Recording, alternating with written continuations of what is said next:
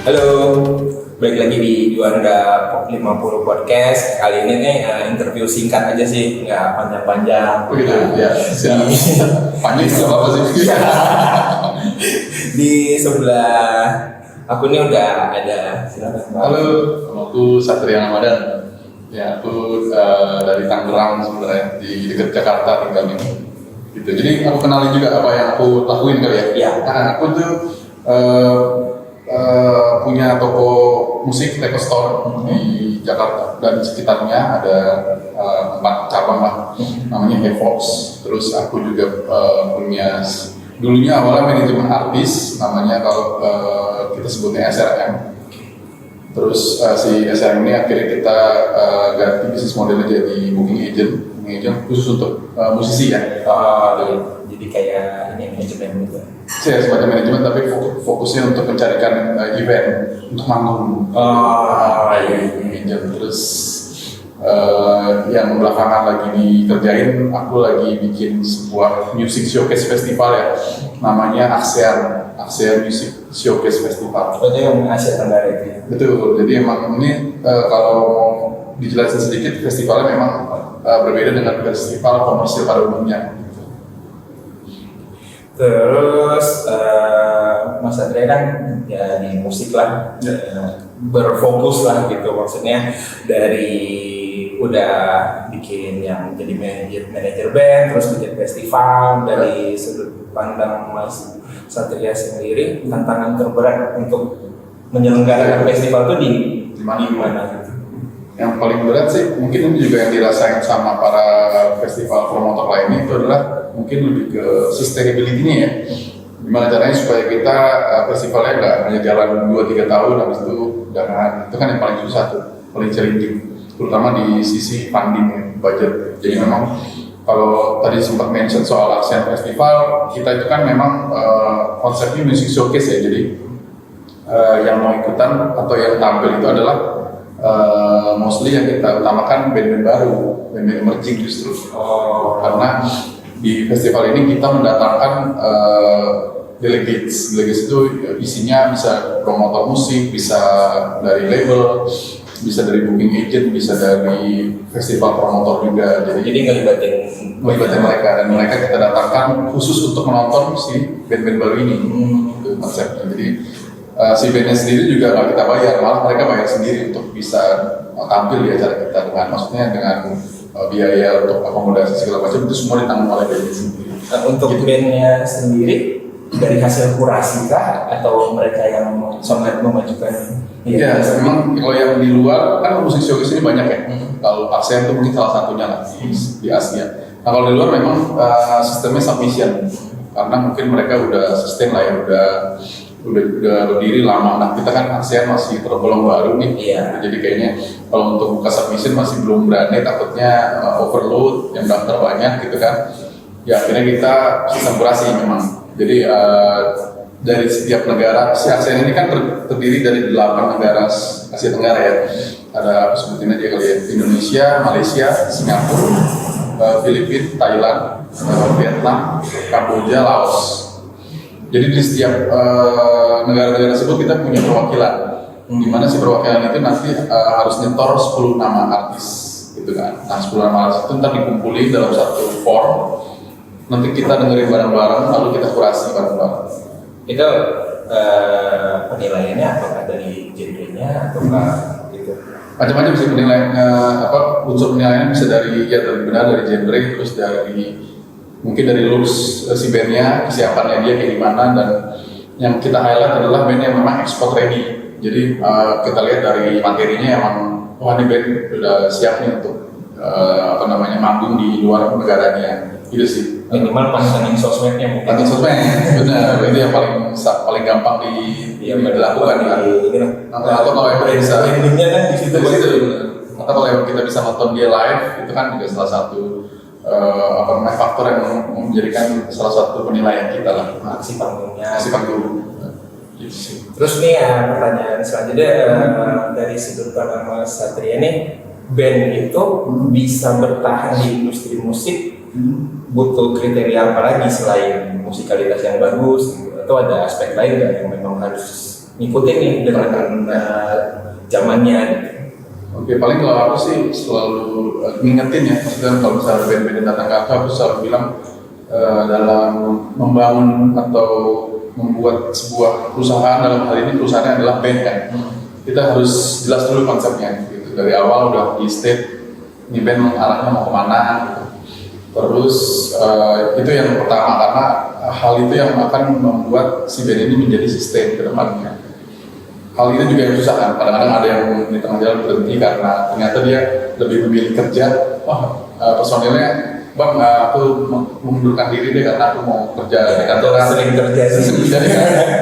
Terus ada lagi yang misalnya menikah, terus tiba-tiba ada lagi yang drama, misalnya berantem atau apa. Nah itu yang memang akhirnya fokusnya harus dibagi gitu. Betul, makanya itu hal-hal yang memang harus dipikirkan dari awal. Itu soal bakal dilalui proses dalam bermusik kan pasti ada hal-hal seperti itu. Belum lagi nanti kalau tiba-tiba ternyata karyanya meledak, terus jangan sampai si band ini jadi kayak tiba-tiba kayak star syndrome ya, tiba-tiba kayak merasa jadi beda lah sama lingkungan yang sebelumnya. Itu sih yang selalu aku ingetin ke band-band yang baru mulai gitu. Jadi yang kalau udah star syndrome mungkin secara nguliknya juga jadi kurang. Makanya itu dia, karena dia udah terlena dengan keterkenalan dia misalnya gitu ya. Itu sih. Terus nih tadi kan sempat riset dikit lah, ternyata ada fun fact, ternyata Mas Satria itu lulusan sarjana arsitektur. Sampai sekarang masih suka ditulis di belakang ada ST-nya. Ada, itu ST-nya yang belum kan susah juga tuh. Susah juga. Terus kan sebagai lulusan arsitek nih, masih ada keinginan nggak untuk mendesain? Terus kalaupun ada keinginan, tiba-tiba ada tawaran nih, ada orang datang, lulusan arsitek kan coba dong ngikut ide proyeknya pengen itu apa? Apakah residensial, apakah komersil, proyek angan-angan lah. Jadi kalau ditanya soal itu sih memang dulu ada di hati yang paling kecil kayak pengen balik lagi gitu ya ke dunia arsitek, tapi pas melihat kondisi di lapangan sekarang kayaknya udah ketinggalan jauh banget nih. Jadi kayaknya kalau emang balik lagi ke situ kayak harus jangan-jangan emang harus kuliah lagi, ngulang lagi kan, karena kan udah harus catch up dengan kondisi sekarang gitu kan ya. Terutama software dan di era dulu aja masih pakai meja gambar kan, manual, terus masih pakai AutoCAD gitu. Mungkin AutoCAD juga masih yang versi lama. Iya. Sementara kalau sekarang mungkin teman-teman yang arsitek yang lulusan baru udah pakai software lainnya yang aku nggak tahu apa. Iya. Mungkin kalau zaman dulu 3D Max palingnya buat rendering itu. Sekarang mungkin SketchUp kali ya. SketchUp itu buat modeling. Lebih buat modeling. Terus renderingnya itu banyak sih, pilihan bisa ke 3D Max, bisa ke. 3D Max masih ada berarti masih ada lanjutannya. Cuman kan 3D Max kayak gitu lah, agak ribet kan. Betul. Intinya. Ya, aku dulu sempat ikutan tuh khususnya 3D Max. Tapi memang kalau ditanya soal mimpi, kalau misalnya ditawarin mau desain apa, itu karena masih suka sketch juga sih. Jadi aku tuh punya angan-angan pengen ngedesain live house karena emang masih relate sama bidangku ya. Jadi live house yang bisa menampung musisi untuk mereka showcasing. Jadi skalanya bukan yang skala gedung konser, tapi yang kecil tapi proper. Karena itu sih yang aku lihat di Indonesia masih kurang banget live house. Terus kan karena Mas Satria juga ngejalanin itu, jadi segala program ruang itu tuh bisa dihubungi. Buat investor silahkan hubungi. Boleh. Itu sih siapa tahu kan bisa jadi sesuatu lah yang bakal jadi barometer juga. Dan mungkin juga nggak hanya untuk di kotaku juga, aku juga bermimpi misalnya si live house ini punya cabang-cabang di kota-kota lain. Karena itu yang terjadi di luar. Jadi ada satu, kalau boleh kasih contoh, di luar tuh ada namanya venue Moon Romantic. Dia itu punya di Jepang, punya di Tokyo, terus di Taiwan dia ada, di Taipei, terus di beberapa kota lain coming soon mau buka juga kayak di Korea, di Seoul. Jadi kan aku ngerasa, ini kayaknya bisa diaplikasikan di Indonesia, tapi nggak perlu yang harus masif-masif banget mungkin ya. Untuk awal-awal di kota-kota besar dulu lah, at least bisa yang kapasitasnya nggak usah gede-gede. Kapasitas 300 lah maksimum ya.